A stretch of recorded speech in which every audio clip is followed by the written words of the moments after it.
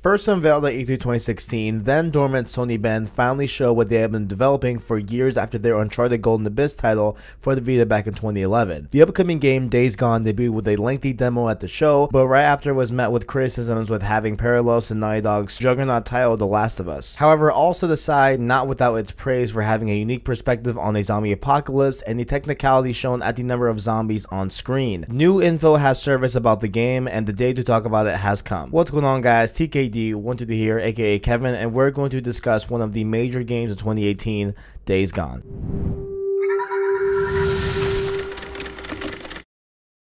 Let me start off by saying that Days Gone didn't initially grab me on first showing in 2016. Granted, it was the first showing and it was in the trenches of development, however the game fell off to me. The 2016 demo was impressive from a technical standpoint, but clear flaws were present with the game. Certain animations and movements looking finicky and weird audio effects made me hesitant on my excitement and tempered my expectations for this open world survival game. All that said, I'm glad to report that the game has drastically improved since its debut in 2016.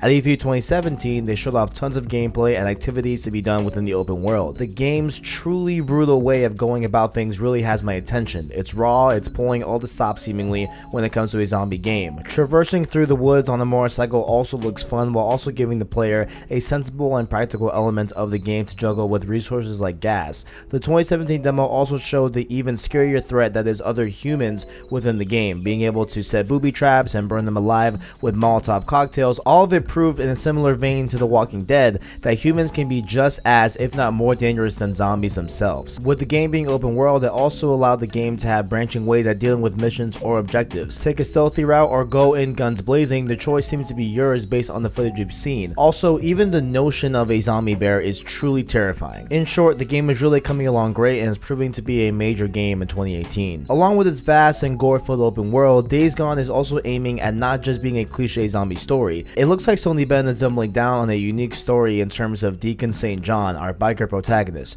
with early trailers showing him reminiscing about his life before the chaos and cutscenes that seem to be emphasizing a deep story is great to see. However, reports came a few days ago that are giving what we saw much more merit. The reports in question come from Push Square via DualShockers via a Star Citizen livestream. Strap in, people.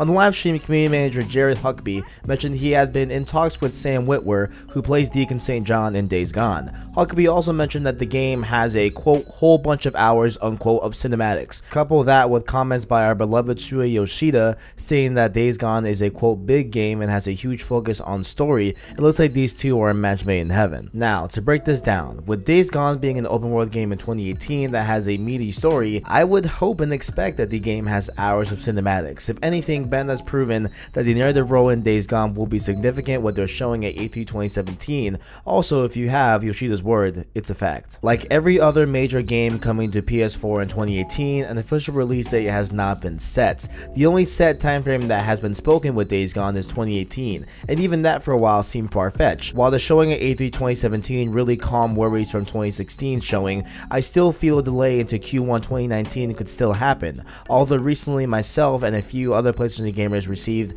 their PS year in review email for 2017. The infographic heavy email displayed stats on your PSN account like trophies achieved, time played, and more. While a great email by itself, another aspect of the email really caught people's eye. The what to look forward to in 2018 section featured games for us to play in the coming year was towards the end of the email. The usual suspects like Far Cry 5, God of War, and Red Dead 2 were all on the section, but so was Days Gone. Now yes, of course it would be there because Bend has said that the game is coming out in 2018. However, with all these things being said, this somewhat lessens the worry of the game getting pushed into 2019. I still feel that it has a chance to do just that. However, with PlayStation listing the game as a 2018 for sure, it's a good sign. Along with the E3 2017 showing that showed us that the game isn't looking to sacrifice quality to meet the 2018 year release, the game seemed to be in a pretty good shape. If I was a betting man, I'd predict that Days Gone drops in August or October range of 2018. With God of War now, as of editing this script, officially releasing on April 20th, and looking back historically with PlayStation always letting their third-party games dominate the end of the year, that slot seems to be a nice place to to put it. I feel personally that placing Days Gone right before the chaos that is November could provide the game space to breathe and flourish. People can say that this is essentially just a open world Last of Us clone and everything, but I truly think that Days Gone can really be something special and really be a powerful IP going into PlayStation in 2018 and going onwards towards the end of the PS4 era. With Sony been making an underrated Uncharted game for the Vita and the criminally underrated PSP title that is Resistance Retribution. Seriously, on a side note, I completely did not realize that they made Retribution, and honestly, I spent so many hours on this game, guys, my PSP. You all have no idea. My mom literally had to rip my PSP from my hands one night while I was playing it. And then she took it away for a few hours, and then my dad gave it back to me, but, you know, okay. Back on topic. Their big shot at a full-fledged console game is intriguing, and Days Gone has impressed me in recent showings. While of course all zombie games are pretty raw, the magnitude Days Gone seems to be taking the bar is unprecedented and will surely be a memorable game for 2018. It's a day one game for me that I won't let too many days go by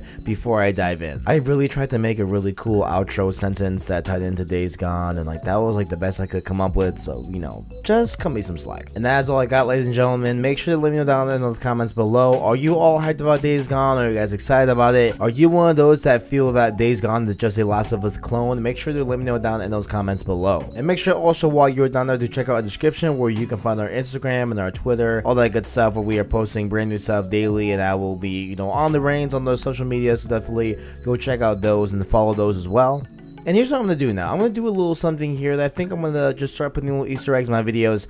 In the comment section below, I want you to put the word motorcycle in your comments. Somehow put the word motorcycle in there if you made it this far in the video. Let me know that you stuck around for the entire video. And if you enjoy, make sure to also leave a like, subscribe, and share out like for the channel. We really do appreciate here at Follower, all the feedback you guys give us, and all the support you guys give us as well. Thank you all for watching, and as always, keep on following.